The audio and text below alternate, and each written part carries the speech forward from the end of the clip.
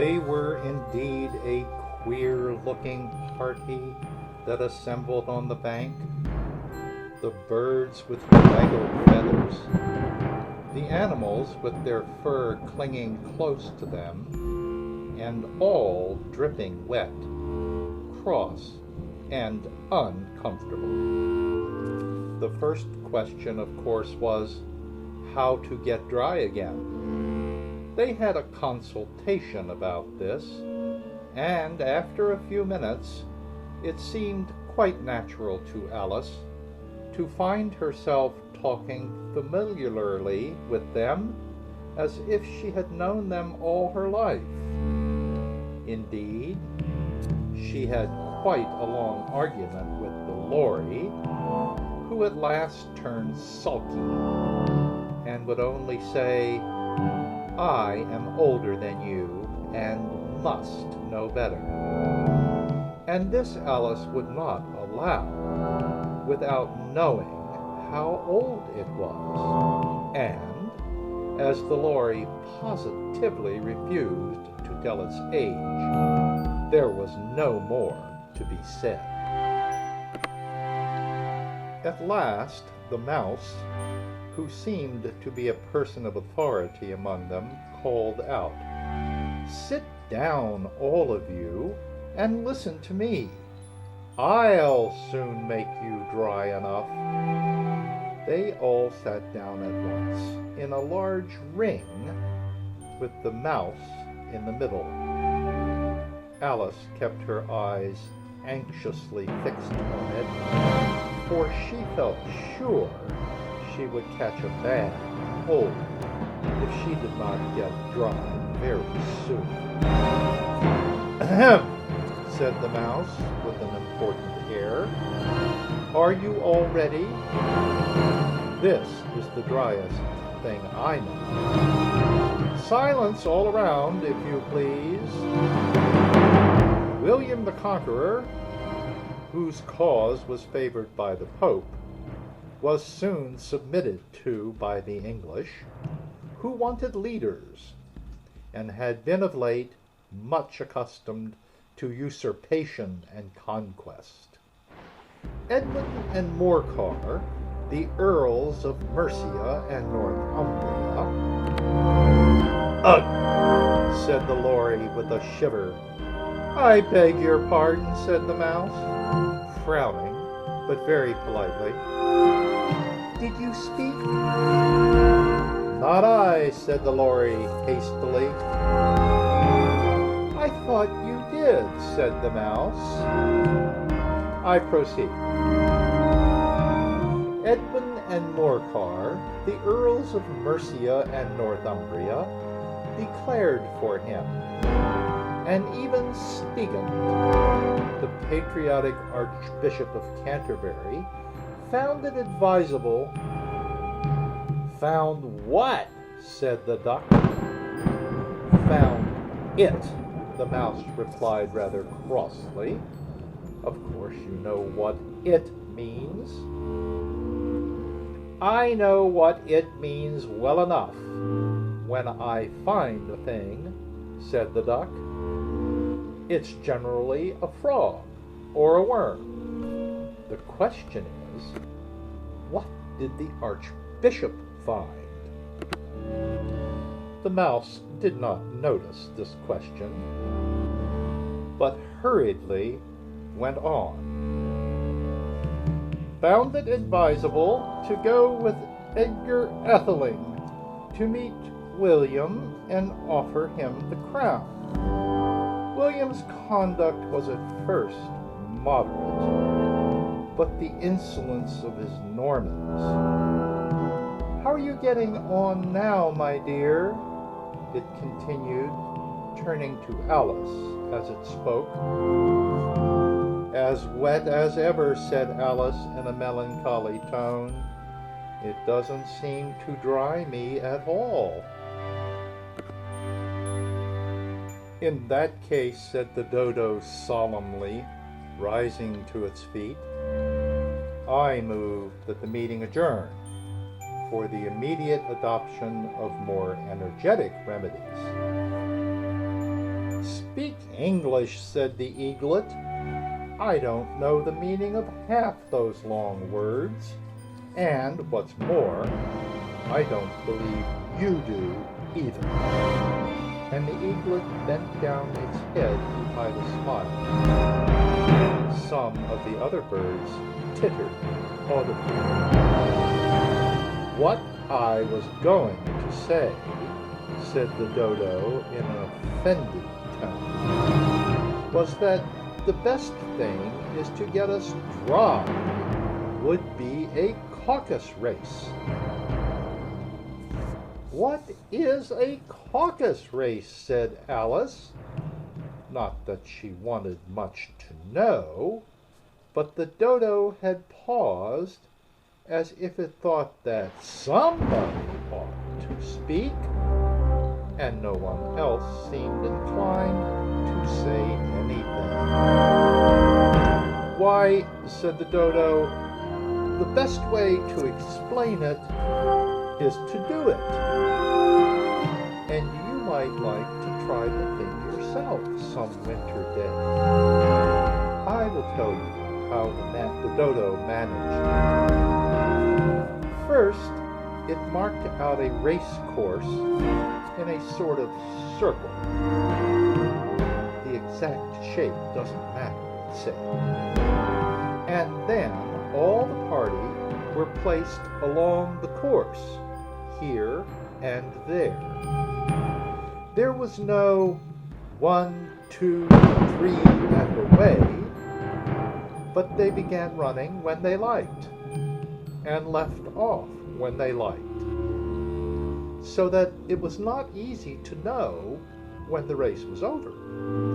However, when they had been running half an hour or so, and were quite dry again, the dodo suddenly called out, "The race is over!" And they all crowded round it, panting and asking, "But who has won?"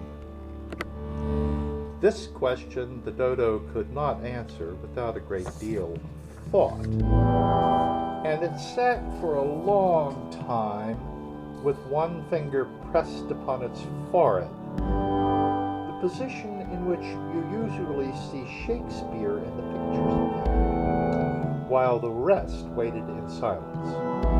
At last the dodo said, "Everybody has won, and all must have prizes." "But who is to give the prizes?" quite a chorus of voices asked. "Why, she, of course," said the dodo, pointing to Alice with one finger, and the whole party at once crowded round her, calling out in a confused way, "Prizes! Prizes!" Alice had no idea what to do, and in despair she put her hand in her pocket and pulled out a box of comfits. Luckily, the salt water had not got in, and handed them round as prizes. There was exactly one apiece, all round. But she must have a prize herself, you know," said the mouse. "Of course," the dodo replied very gravely. "What else have you got in your pocket?" he went on, turning to Alice. "Only a thimble," said Alice sadly. "Hand it over here," said the dodo. Then they all crowded round her once more, while the dodo solemnly presented the thimble, saying, "We beg your acceptance of this elegant thimble." And when it had finished this short speech, they all cheered. Alice thought the whole thing very absurd, but they all looked so grave that she did not dare to laugh, and as she could not think of anything to say, she simply bowed and took the thimble, looking as solemn as she could. The next thing was to eat the coconuts. This caused some noise and confusion, as the large birds complained that they could not taste theirs, and the small ones choked and had to be patted on the back. However, it was over at last, and they sat down again in a ring and begged the mouse to tell them something more. "You promised to tell me your history, you know," said Alice, "and why it is you hate C and D," she added in a whisper, half afraid that it would be offended again. "Mine is a long and a sad tale," said the mouse, turning to Alice and sighing. "It is a long tale, certainly," said Alice, looking down with wonder at the mouse's tail. "But why do you call it sad?" And she kept on puzzling about it while the mouse was speaking, so that her idea of the tale was something like this. Here the words are written on the page 1 to 4 on a line, and the lines are offset so they snake down the page in a wavy fashion. And here's what they say. Fury said to a mouse that he met in the house, "Let us both go to law. I will prosecute you. Come, I'll take no denial. We must have a trial. For really this morning I've nothing to do." Said the mouse to the cur, "Such a trial, dear sir, with no jury or judge, would be wasting our breath." "I'll be judge, I'll be jury," said cunning old Fury. "I'll try the whole cause and condemn you to death." And there's where the snaky text is. Continuing. "You are not attending," said the mouse to Alice severely. "What are you thinking of?" "I beg your pardon," said Alice very humbly. "You had got to the 5th bend, I think." "I had not," cried the mouse, sharply and very angrily. "A knot," said Alice, always ready to make herself useful, and looking anxiously about her. "Oh, do let me help to undo it." "I shall do nothing of the sort," said the mouse, getting up and walking away. "You insult me by talking such nonsense." "I didn't mean it," pleaded poor Alice, "but you're so easily offended, you know." The mouse only growled in reply. "Please come back and finish your story," Alice called after it, and the others all joined in chorus. "Yes, please do." But the mouse only shook its head impatiently and walked a little quicker. "What a pity it wouldn't stay," sighed the lorry, as soon as it was quite out of sight, and an old crab took the opportunity of saying to her daughter, "Ah, my dear, let this be a lesson to you, never to lose your temper." "Hold your tongue, Ma," said the young crab a little snappishly. "You're enough to try the patience of an oyster." "Oh, I wish I had our Dinah here, I know I do," said Alice aloud, addressing nobody in particular. "She'd soon fetch it back." "And who is Dinah, if I might venture to ask the question?" said the lorry. Alice replied eagerly, for she was always ready to talk about her pet. Dinah's our cat, and she's such a capital one for catching mice you can't think. And oh, I wish you could see her after the birds.